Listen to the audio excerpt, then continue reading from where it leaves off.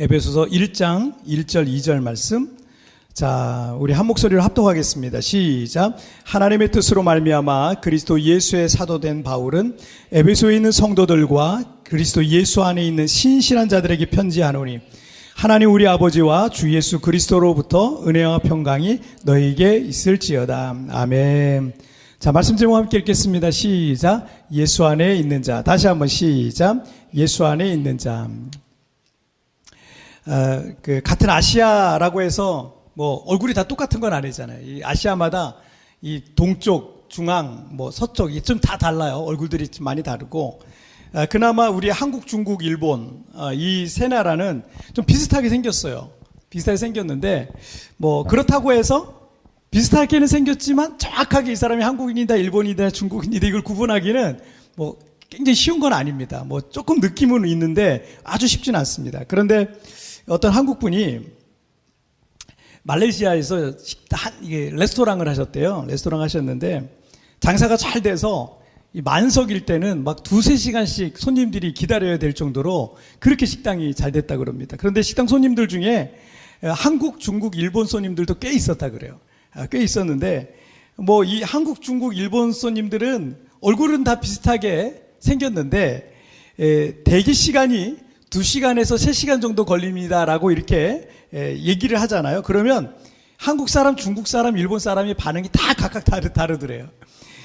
먼저 중국인들의 경우는 막 하하하 이렇게 웃으면서 이렇게 인기 많은 걸 우리도 안 먹어볼 수 없지. 대기 시간 따위는 뭐 얼마든 상관없으니까 내 이름 거기 대기 명단에 좀 올려줘요.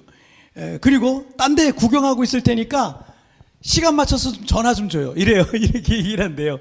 근데 이 사장님이 워낙 바쁘니까 이 전화 같은 건 안 해주고 대기한 사람들 중에 순번해가지고 아무개 씨 오세요. 그러면 안 오면 그냥 다음으로 넘어가고 이렇게 된다는 거예요. 그래서 사정을 얘기하고 전화까지는 못 해주니까 여기 기다리시고 번호표 없고 적당한 때 오셔야 된다고. 안 되면 그냥 다음 사람으로 넘어간다고. 안 된다고. 그런데 중국 사람은 이러는데 알았으니까 전화 줘요. 그리고 이제 그냥 간대요. 이게 중국 사람들의 좀 전형적인 특징인가 봐요. 그렇게 많이 그런대요. 일본인들 같은 경우는 한 2-3시간 기다려야 됩니다. 이렇게 얘기를 하면 네? 3시간이요? 말도 안 돼 됐어요. 뭐 이러면서, 그러면서, 말도 안 된다고, 그러면서 자기들끼리 귓속말로 소근소근 이렇게 하다가, 스미마생, 그러면서, 다음에 다시 오겠습니다. 이렇게 하면서, 뒷걸음질 치면서 이렇게 가는, 그렇게 하는 사람들이 일본 사람들이라 그래요. 그런데 우리 한국 사람들의 경우는, 사장님이, 손님 2-3시간 정도 기다리셔야 돼요. 죄송합니다. 이렇게 말하면, 우리 한국 손님들은 이런데요. 아주 그냥 돈을 다 쓸어 담는구만 하고 그냥 뒤돌아서 간다 그래요. 물론 한국 사람이라고 또 중국 사람이라고 또 일본 사람이라고 다 그렇게까지는 하지 않겠지만 위에서 말씀드린 이 분이 외국에서 오랫동안 이렇게 레스토랑을 하면서 직접 이제 경험한 거니까 이 한국과 중국과 일본 이 세 나라의 일반적인 어떤 특성들, 국민들의 일반적인 어떤 특성들은 대체로 이와 같아 이렇게 얘기를 하시는 거죠. 이 각 나라 사람들마다 이 독특한 문화와 이 습관이 있습니다. 우리 한국 사람들은 영어로는 이 코리안이라 그러잖아요.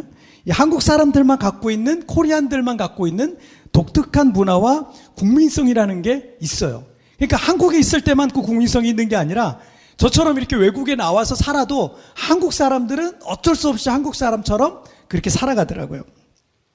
여러분, 그리고 우리 크리스찬들은요, 코리안처럼 우리 크리스찬들은 예수님을 믿고 하나님의 자녀가 되고 하나님 나라의 백성이 됐습니다. 각 나라의 국민들에게 그들만의 문화와 국민성이라는 게 있듯이 여러분, 우리도 이 세상에서 하나님 나라의 백성으로 지금 살아가고 있는 거예요.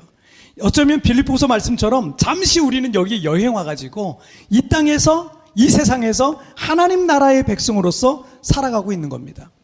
그런데 이 천국 백성으로서의 거룩한 문화와 국민성이라는 것이 있는 거예요. 모든 국민에게 그런 게 있는 것처럼 천국 백성들에게는 그런 국민성이 있는 거예요.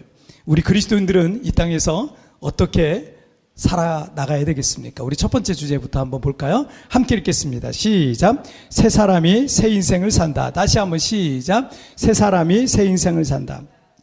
자, 오늘부터 이제 이 바울 서신 중에 에베소서 말씀을 좀 살펴볼 텐데, 바울 사도가 감옥에 갇혀가지고 기록한 성경이 몇 개 있어요. 그래서 이걸 이제 옥중서신이라고 그럽니다. 바울 서신에 옥중서신이라고 이제 구분을 하는데, 에베소서, 빌립보서, 골로새서, 빌레몬서, 이 네 개 성경을 보통 이제 옥중서신이라고 이렇게 분류합니다. 이 에베소 교회는 바울의 2차 전도 여행 중에 세워진 그런 교회예요. 그리고 바울이 3차 전도 여행 때는요, 그 교회에서 3년 동안, 바울이 쭉 선교 여행을 하다가 3년 동안 머문 그런 지역이 거의 없어요. 근데 3년 동안 머물면서 그 교회를 든든히 했던 곳이 바로 이 에베소 교회였기 때문에 이 바울 사도에게도 특별한 애정이 있었던 것으로 보여집니다. 그래서 바울 사도가 로마의 옥중에서 에베소 교회 성도들을 생각하면서 쓴 편지가 에베소서라고 합니다. 자, 오늘 본문 1절 말씀 함께 읽겠습니다. 시작. 하나님의 뜻으로 말미암아 그리스도 예수의 사도된 바울은 에베소에 있는 성도들과 그리스도 예수 안에 있는 신실한 자들에게 편지하노니. 자, 바울 사도는 에베소 교회 성도들에게 지금 문안하고 있죠. 그런데 바울 사도가 에베소 교회 성도들을 향해서 어떻게 부르고 있어요? 에베소에 있는 성도들과 그리스도 예수 안에 있는 신실한 자들이라고 부르고 있어요. 예수님을 믿는 사람들을 가리켜 성도라고 그러죠. 또는 뭐 크리스천이라고 하잖아요. 성도라는 한자는 성스러울 성자예요. 성스러울 성자에 도는 이제 무리도자죠. 그래서 하나님을 섬기는 거룩한 무리를 성도라고 이렇게 말하는 거죠. 그리고 이 거룩한 무리를 가리켜서 그리스도인, 크리스천이라고 합니다. 언제부터 우리 믿음의 사람들을 가리켜서 크리스천이라고 불렀는지 그 기원이 있어요. 여러분 사도행전 11장 26절 말씀을 보시면 다 같이 읽어볼까요? 시작. 만남에 안디옥에 데리고 와서 둘이 교회 1년간 모여 있어 큰 무리를 가르쳤고 제자들이 안디옥에서 비로소 그리스도인이라 일컬음을 받게 되었더라. 자, 당시 로마 제국에 4대 도시가 있었습니다. 이 4대 도시 중에 로마라는 도시가 있었고요. 그 다음에 알렉산드리아가 있었고, 그 에베소, 안디옥, 이 4개가 4대 도시, 인구가 굉장히 많이 모여있던 4대 도시였습니다. 이 바나바가 바울을 데리고 안디옥에 와서 1년간 많은 사람들을 가르쳤고, 많은 사람들이 예수님을 믿게 되었는데, 그 대도시에 살던, 그 안디옥에 살던 사람들이 그렇게 바울과 바나바와 성도들이 이렇게 모여 있잖아요. 그럼 그 사람들을 향해서 뭐라고 얘기했냐면 그리스도인이라고 부른 거예요. 최초의 그리스도인이라고 그 사람들이 처음으로 그리스도인이라고 불렀다는 얘기죠. 자, 크리스천, 영어의 크리스천은요, 성경이 기록된 이 헬라어로 보니까 크리스티아노스라고 돼 있어요. 크리스티아노스. 이게 크리스천이에요. 크리스티아노스. 그런데 이 단어는요, 라틴어에서 사실은 왔어요. 라틴어에 보면은 크리스티아노스라는 말이 있어요. 크리스티아노스. 이 영어 단어의 한 60%, 70%가 다 라틴어에서 왔어요. 로마 제국이었잖아요. 로마 제국이었기 때문에 이게 유럽 전체에 영향을 미쳤죠. 그래서 영어 단어의 60%, 70%가 라틴어에서 왔습니다. 그래서 이 크리스천이란 말도 여기서 기원하는데, 라틴어의 이 크리스티아노스라는 단어 끝에 붙은 전미사 있죠. 전미. 이 아노스라는 말은요, 무엇 당에 속한 이런 뜻이에요. 무슨 당에 속한. 그래서 이 아노스가 붙어 있잖아요. 그러면 어느 한 집단에 속한 아주 충성스러운 무리들이라는 그런 의미를 갖고 있습니다. 때문에 크리스천은 뭐예요? 예수 그리스도를 쫓는 충성스러운 무리들, 이렇게 이해를 하시면 되겠습니다. 자, 그리고 오늘 본문 에베소서 1장 1절에서 바울은 에베소 교회 성도들을 어떻게 가리키고 있어요? 그리스도 예수 안에 있는 신실한 자들이라고 부르고 있는 거예요. 자, 그리스도인은 예수 안에 있는 자들을 말해요. 자, 한국인은 코리안이라고 하고 미국인은 아메리칸이라고 그래요. 전 세계 어딜 가나 한국인들은요, 한국인의 티가 날 수밖에 없는 거죠. 최근 수년 사이에 우리 대한민국의 위상이 막 끝없이 막 올라가고 있잖아요. 막 무서울 정도로 그냥 올라가요. 괜찮은 건가 할 정도로 막 대한민국의 위상이 끝없이 올라가고 있습니다. 우리나라 이 사람들은 카페에 가서 먼저 이제 자리를 잡고 가방이나 뭐 소지품들 놓고 심지어 노트북도 그냥 올려놓고, 그리고서는 커피 주문하러 가는 게 일상이잖아요. 커피 주문도 하고 화장실도 갔다 오고 손도 씻고 오고 막 이런단 말이에요. 그런데 그런 걸 외국인들은 절대 못한다는 거예요. 여기 제가 살고 있는 필리핀도요, 소매치기가 꽤 있습니다. 그래서 그런 걸 함부로 할 수가 없어요. 외국인들은 다른 나라들도 다 마찬가지예요. 절대 그걸 못해요. 그랬다가는 금세 도둑맞게 되기 때문에 뭐 미국이든 아메리카든 뭐 호주든 다 마찬가지입니다. 그런데 한국 사람들은요, 지금 그게 그냥 일반적으로 그냥 일상적으로 다 자리 잡혀 있어요. 아무도 손 안 대요, 근데. 전화기도 손 안 대고, 핸드폰도 손 안 대고, 심지어 지갑도 손 안 대고요. 한국인들은 이 정직함과 성실함과 배려와 서로 돕는 어떤 이런 민족성이 수천 년에 걸쳐서 이게 몸에 배어 있는 것 같아요. 저는 우리 민족을 생각할 때마다 참 하나님께 복을 많이 받았다. 우리나라가 다른 나라를 침공한 역사가 별로 없잖아요. 늘 침공만 받았잖아요. 그런데 이 민족이 참 착해요. 착한 게 있어요. 아니, 여러분 주변에 나쁜 사람 생각하지 마시고 대체로 착합니다. 대체로 착해요. 그래서 이런 민족을요, 찾아보기가 쉽지가 않아요. 여러분, 20세기 최고의 경제학자이면서 미래학자인 피터 드러커가 방송 인터뷰를 했어요. 이 돌아가시기 전에 2005년에 돌아가셨는데, 이 돌아가시 직전에 방송 인터뷰를 했어요. MC가 이렇게 물어요. 전 세계가 당신의 책 넥스트 소사이어티라는 책이 나왔었잖아요. 그 책을 주목하고 있는데, 왜냐면 이 사람 미래학자니까 미래를 거의 예견을 다 해버리는데 그 예견한 대로 다 돼가니까. 그래서 당신의 그 넥스트 소사이어티에 주목하고 있는데 다음 사회를 이끌어 나갈 민족이 어떤 민족이라고 생각하십니까? 라고 질문을 했어요. 이 질문에 피터 트러커는 미국도 유럽도 아닌 이 동아시아의 대한민국을 지목했어요. 그때만 해도 우리나라가 엄청 부상할 때는 아니었거든요. 이제 막 부상할 때인데, 그런데 대한민국을 딱 지목했어요. 그리고 돌아가셨어요. 2005년에 돌아가셨어요. 이 피터 드러커가 이런 말을 해요. 한국은 정말 이상한 민족이다. 그들이 발전할 수밖에 없는 이유가 있다. 피터 드러커가 6.25 한국전쟁이 끝나고 얼마 지나지 않아서 우리나라를 방문했대요. 그 전쟁이 패어져, 그냥 완전히 3년 반 동안 전쟁이 했으니까 얼마나 끔찍했겠어요. 그리고 산업시설은 아무것도 없는 거예요. 다 그냥 농사만 짓고 그냥 그러고 아무것도 없는 거예요. 교육은 엉망이에요. 문맹도 너무 많고, 교육도 못 받은 사람도 너무 많고, 교육도 엉망이었다고 당시 모습을 회상을 하더라는 거예요. 그리고는 2000년에 다시 40년이 넘어서 한국을 이제 다시 방문했어요. 방문했는데 그 사이 한국은 깜짝 놀랄 만한 발전을 이루어 놓았다는 거예요. 피터 트러커가 이런 말을 해요. 영국이 250년, 미국, 독일, 프랑스가 80년에서 100년 만에 이룬 것을 한국은 단 40년 만에 해냈다. 이건 역사상 드문 경우다. 그러니 한국 사람들이 대단하다는 거 아니냐. 이 사람들은 보통 사람들이 아니 이상한 사람들이다. 라고 이 미래학자가 수많은 민족과 종족과 나라와 역사들을 연구했던 사람인데, 한국은 연구해보면 연구해볼수록 이 사람들이 이상한 사람들이라는 거예요. 이 사람들 너무나 대단하다라는 거예요. 물론 저는 이제 그 배후에 하나님이 우리 민족을 복 주셨다라고 저는 믿고 있어요. 자, 그리고 이런 예견을 하나 합니다. 한국인은 위대하다. 곧 1등 국가로 올라설 것이다. 우리는 기분 엄청 좋은 말이잖아요. 그죠? 한국은 위대하다. 곧 1등 국가로 올라설 것이다. 이런 예견을 합니다. 그리고 여러분, 피터 드러커의 예언 이후에 20년이 지난 세월을 지금 요즘 우리 한국의 문화가 전 세계에 이렇게 주목받고 있는 걸 보면 그런 기적 같은 일이 멀지 않을 것 같다라는 생각도 듭니다. 한식도 너무 좋고요. 예전에는 우리 한식은 너무 안 좋은 거 아닌가 이런 생각을 했던 적도 있었을 거예요. 그래서 데이트할 때는 꼭 레스토랑 가서 고기를 썰어야 되고 이런 생각을 했을 거예요. 여러분, 전 세계 어디 가도 우리나라 음식처럼 맛있는 음식이 없어요. 정말 맛있어요. 여러분, 우리나라의 모든 것들이 지금은 전 세계에서 가장 지금 주목을 받고 있습니다. 그 문화를 주목을 받는다는 얘기요. 전 세계가 우리를 따라 하게 될 거라는 얘기예요.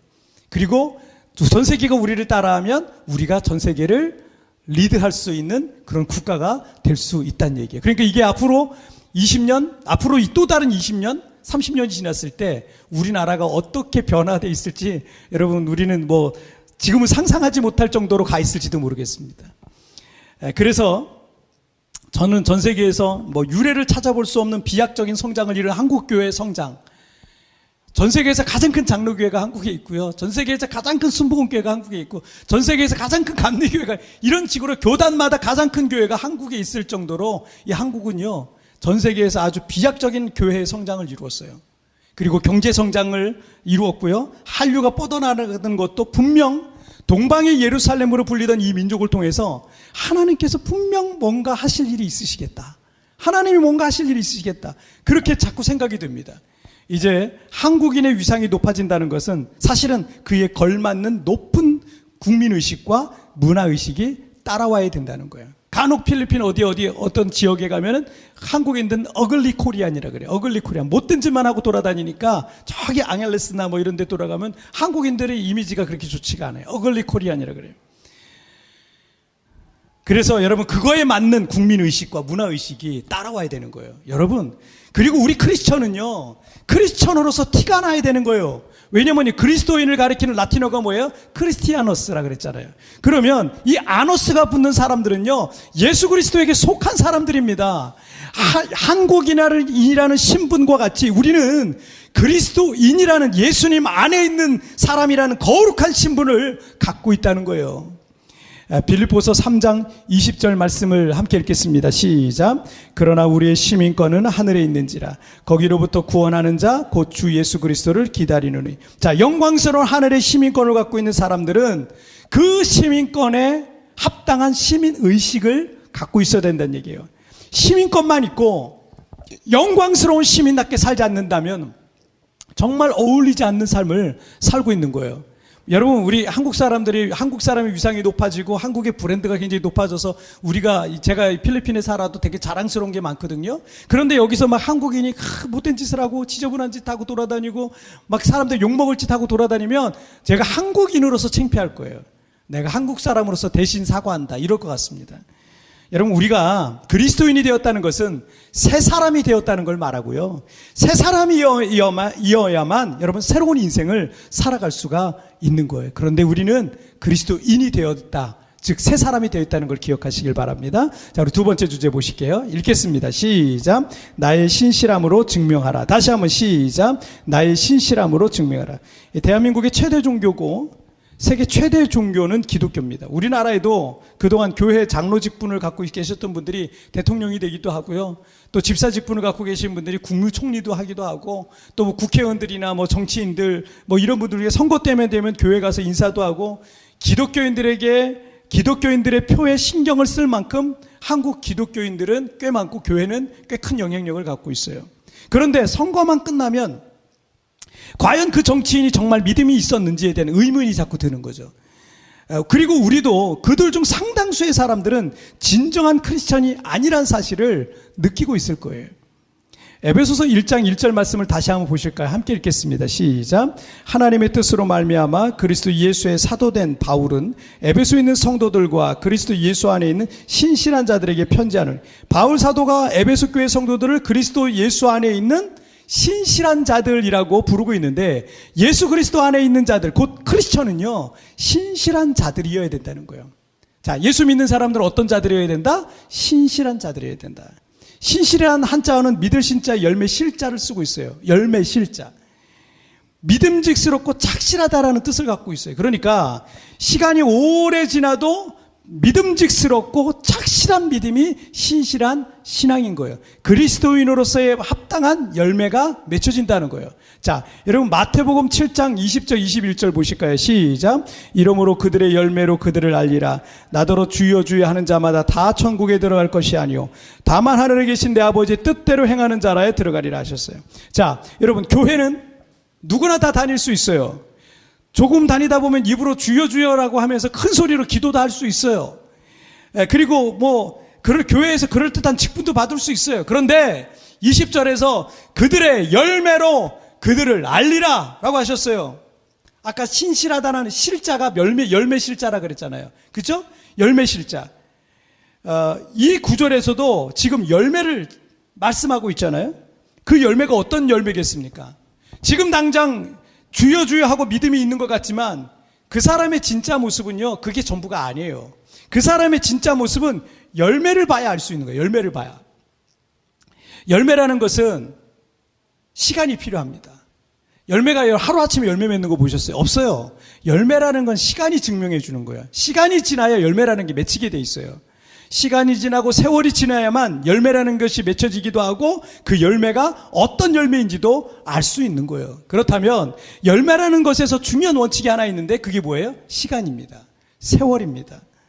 하루아침에 열매를 맺혀지고 확인되지 않습니다. 그 사람의 진짜 열매, 그 사람 속에 정말 뭐가 있었는지, 그 사람의 믿음이 진짜 어떤 믿음이었는지 그 열매는 시간이 흐른 뒤에, 세월이 지난 뒤에 확인할 수 있는 거예요. 연인이 아무리 불같은 사랑으로 시작했을지라도 진짜 사랑, 진정한 사랑은요, 시간이 오래 지나도록 변함이 없는 게 진정한 사랑 아니겠습니까? 친구와의 우정도 금세 친해지기도 하고요. 늘 뭐 그 사람하고 어울리고 싶고 놀고 싶고 같이 있고 싶고 같이 있으면 즐겁고 그래요. 그게 뭐 친구잖아요. 그런데 어느 날 갑자기 그 상대방에 대해 상대방이 실망스럽고요. 보기 싫고 미운 감정까지 갖게 된다면 불과 얼마 전에 그 우정이라는 건 진정한 우정이었을까요?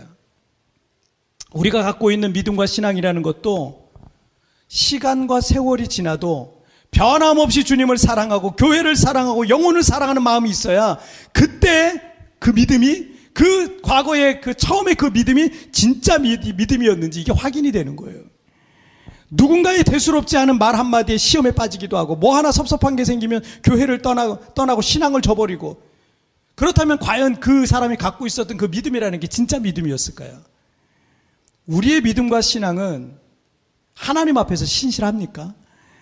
시간이 지나고 세월이 흘러도 변함없이 순수하고 거룩하고 헌신적인 마음을 유지해 나가고 있습니까? 여러분, 나의 믿음은요, 신실함으로 증명이 되는 거예요. 간혹 사회적으로 무리를 일으킨 중범죄자가 교도소에 들어갔다가 예수를 믿는 경우가 종종 있어요. 뭐 교도하는데 성경만큼 좋은 게 어디 있겠습니까? 그래서 마음이 어떻게 움직였는지 예수를 믿는다는 사람이 종종 있어요. 유명한 조폭두목이 교도소에 가서 예수 믿었어요. 예수 믿고 출소해서 여기저기 교회들 다니면서 한국에서 가장 유명한 조폭이었어요. 조폭 두목이었어요. 그러니까 뭐 교회들마다 그 사람이 변화됐다니까 뭐 이게 얼마나 대단한 일이에요. 그래서 그 사람 초청해가지고 막 간증을 듣고 막 여기저기 다니면서 간증 집회를 하고 그랬어요. 이 사람 뭐 신학교를 간다 그러고. 그런데 얼마 지나지 않아서 그래서 그 사람이 또 사람 때렸어요. 나쁜 짓을 하다가 필리핀에서 잡혀가지고요. 이 필리핀에서 본국에 송환된 적이 있었습니다. 제가 그걸 똑똑히 기억하고 있습니다. 과거에 그 사람 초청해가지고 간증 집회하고 얼마나 참 그랬던 교회들은요. 마음이 얼마나 좀 배신감을 느끼겠어요. 우리나라에 대도라는 큰 도둑이죠. 이 대도라고 불리던 유명한 도둑이 있었어요. 이 사람이 교도소에 들어갔다가 예수를 믿고 나와서 똑같아요. 이 사람도 여기저기 교회 다니면서 교회들이 불러주니까 대도였는데 큰 도둑이었는데 이 사람 여기저기 불러주니까 여기저기 다니면서 간증 집회도 하고 그랬습니다. 신학교 들어갔어요. 목사가 됐어요. 어느 날 교회 운영비가 모자르다고요. 도둑질을 했어요. 운영비가 없다고 그 안타까운 마음은 알겠지만 남의 집에 들어가서 도둑질하다가 붙잡혀가지고요. 감옥에 갔어요, 다시. 과연 그들이 교도소에서 예수님을 영접한 거, 이거 진짜였을까요? 그것은 뭐 하나님만 아실 것 같습니다. 우린 누구도 판단할 수 없죠. 하나님만 아시겠죠. 그들도 영접한다고 그 순간 뭐 감정이 있고 자신의 죄를 회개하면서 영접한다고 했을지도 모르겠습니다. 하지만 진정한 그리스도인들은요, 신실해야 돼요. 시간이 지나도 변함이 없어야 돼요. 시간이 지나도 똑같은 믿음을 갖고 있어야 되는 거예요. 시간이 지나고 세월이 흘러도 변함없이 주님을 사랑하고 충성되게 주님을 섬길 때 그 사람의 믿음이 진짜구나라는 걸 아는 거예요. 그것이 신실한 성도들이 맺는 믿음의 열매인 거예요. 얼마 전에 교회 근처 식당에서 집사님들과 함께 식사를 했는데 그 식당 사장님이 쑥스러워서 우리 앞에서는 말씀하지 못했는데 우리 집사님 중 한 분에게 그 지인이니까 아는 사람이니까 우리 광명교회 교인들은 참 점잖은 것 같다라고 이렇게 얘기를 하셨대요. 그 우리 집사님이 기분이 좋으셔서 그 얘기를 하시는 거예요. 뭐 대단한 칭찬인 거죠, 그죠? 불신자가 이 교회 다니는 사람을 칭찬한다는 게 큰 칭찬이죠. 뭐 여러분 식당 가서 우리 교인들이 막 진상짓을 하고 막 이랬어 봐요. 그런 칭찬이 있겠어요? 진상짓하고 험한 말 막 하고 막 무례하게 하고 식당 예절에서 막 벗어나게 막 하고 그러면 사장님도 음식은 팔아야 되겠는데 참 그런 사람한테 하면서 인상이 찌푸려질 거예요. 그런데 우리 교인들은 그런 걸 안 하더라는 거예요. 와가지고 같이 맛있게 밥 먹고 깔깔 호호거리면서 얘기하고 교제하다가 또 가고, 그래서 자꾸 그 식당도 이용해주고 그러니까 이분 생각에 아유 참 점잖다. 광역교인들이 참 점잖다. 이렇게 얘기를 하시는 거예요. 젠틀하니 참 보기 좋다. 뭐 그런 말씀 아니겠습니까? 그 말을 듣는데 제가 참 감사했습니다. 나는 우리 성도들이 조금 손해보는 삶을 사셨으면 좋겠어요. 손해를 안 보려고 하니까 작은 거 하나 그냥 못 넘어가는 거예요. 트집을 잡기도 하고 화를 내기도 하고 심지어 싸우기까지 합니다. 그런데 그런 일들과 상황들이 있을지라도 예수님 때문에라도 참았으면 좋겠어요.